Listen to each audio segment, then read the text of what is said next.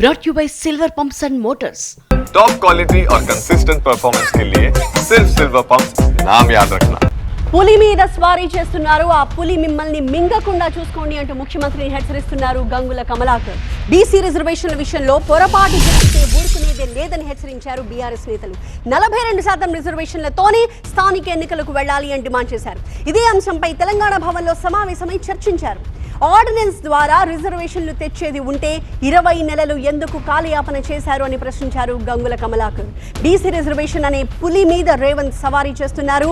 సక్రమంగా రిజర్వేషన్లు అమలు చేయకపోతే అదే బీసీ రిజర్వేషన్ పులి సీఎంని మింగేస్తుంది అన్నారు ఆయన. రిజర్వేషన్ ఎగ్గొడితే తీవ్ర పరిణామాలుంటాయని హెచ్చరించారు గంగుల కమలాకర్. నేను రేవంత్ రెడ్డి ప్రభుత్వం సూటిగా ప్రశ్నిస్తాను. నిజంగానే ఆర్డినెన్స్ ద్వారా రిజర్వేషన్ కలవాలంటే మరి 20 నెలలు ఎందుకు కాలయాపన చేశారు? 150-160 కోట్లు ఎందుకు ఖర్చు చేశారు? ఎందుకు కమిటీలు వేశారు? ఎందుకోసం మరి ఇవన్నీ కాలయాపన? నిజంగానే ఆర్డినెన్స్ ద్వారా తీయాలనుకుంటే 20 నెలల ముందే ఆర్డినెన్స్ ద్వారా చేయొచ్చు ఎన్నికల ప్రక్రియ. అంటే ఒక మోసం చేసే ప్రక్రియ చేస్తుండ్రు రేవంత్ రెడ్డి గారు. మీరు ఈ బీసీ రిజర్వేషన్ అనే ఒక పులి మీద స్వారీ చేస్తున్నారు. మీరు చాలా సేఫ్గా ల్యాండ్ కాకపోతే పులి తినేస్తుంది మిమ్మల్ని, గుర్తుపెట్టుకోండి. చాలా సేఫ్గా ల్యాండ్ కావాలి. ఇది చాలా ప్రమాదకరం. ఇది మనోభావాలు, రాజకీయ కోణంలో కాదు, మనోభావాలకు సంబంధించిన విషయం. సీఎం మోసపూరిత వైఖరి విడనాడి సమగ్రమైన వివరాలతో రిజర్వేషన్ అమలు చేయాలి అన్నారు ఎమ్మెల్సీ దాసోజు శ్రవణ్. ఇది తమ జీవితాలకు సంబంధించిన అంశం అన్నారు.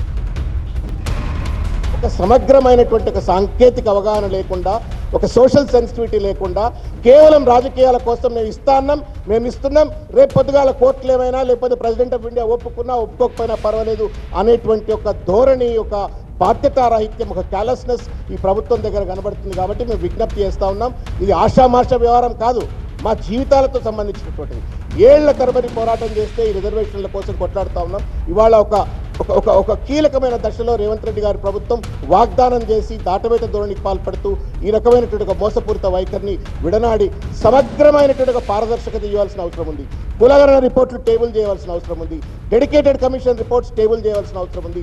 ఈ బిల్లు ఆర్డినెన్స్ కాన్ఫ్లిక్ట్ను ఎట్లా రిజాల్వ్ చేస్తారో ప్రజలకు ఎక్స్ప్లెయిన్ చేయాల్సిన అవసరం ఉంది అని చెప్పని ఈ సందర్భంగా డిమాండ్ చేస్తూ ఉన్నాం.